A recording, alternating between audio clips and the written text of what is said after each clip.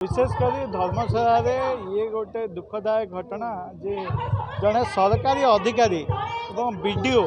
जी block मुख्य से block campus भितर पंचायत समिति प्रतिनिधि जिला परिषद सरपंच और पीएस मेंबर मानू जो अभियोग आसी माड मारिबा दुर्व्यवहार करने गुंडा लगे असामाजिक गुंडा मानू लगे दुर्व्यवहार करवा ये गोटे दुखदायक घटना एवं आम ए विषय गत 28 तारिख रे जिलापाल को एसपी को जनईलु जेहेतु किसी से पर्यंत शुणी ना से आज ये गणधारणा एवं समस्ते धर्मशालावासी ये गोटे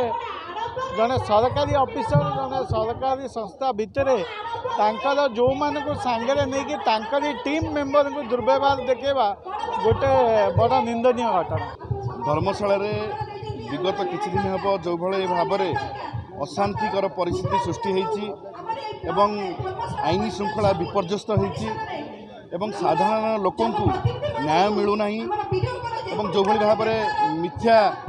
अपवाद मिथ्या केस करा एमती देखिले धर्मशाला आज अशांत कहले अत्युक्ति हेब ना जो मैंने ये काम कर निवृत्त रुहतु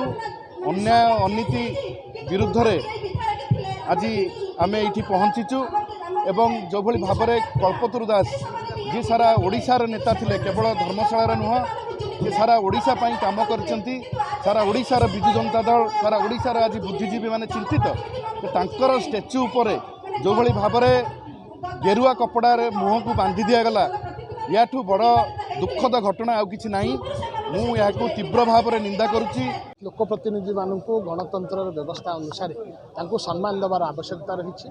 नूतन सरकार प्रतिष्ठित है भारतीय जनता पार्टी सरकार ओडिशार विभिन्न जगार धर्मशाला हूँ तार गोटे उदाहरण। धर्मशालार परिचय थिला विकास प्रयोगशाला किंतु जो भाव गणतांत्रिक प्रक्रिया को कुठारघात करी वीडियो लोकप्रतिनिधि मानू जनप्रतिनिधि मानू जो भाव सहित व्यवहार कर सहित जो भाव अमानुषिक व्यवहार कर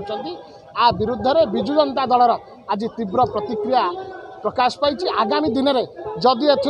जो माने प्रशासनिक अधिकारी माने रहिले जदि क्षांत न रुहंती समग्र ओडिशा रे विजु जनता दल गोटे दुर्बार आंदोलन गढ़ी तोली। बीजेपी कही परिवर्तन नारा देता भल शासन दब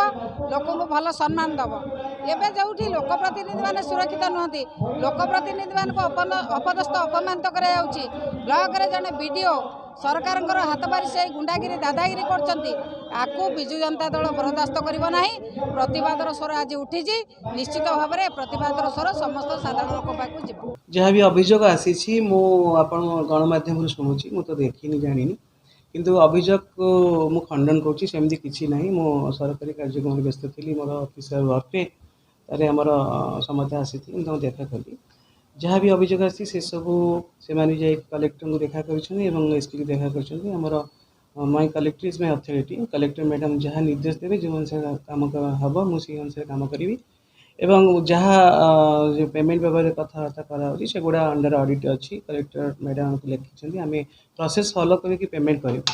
सेकेंड कथा स्टेडियम विषय जो बीजेपी नहीं करा that is in the knowledge of collector madam मो मैडम को जन प्रोसेस फॉलो कराई आउ सब अभियोग को खंडन करुच्ची एवं जहाँ मतलब रूल्स एंड रेगुलेशन अच्छी एडमिनिस्ट्रेटिव वाइज जहाँ ठीक हो पार से अनुसार काम करा।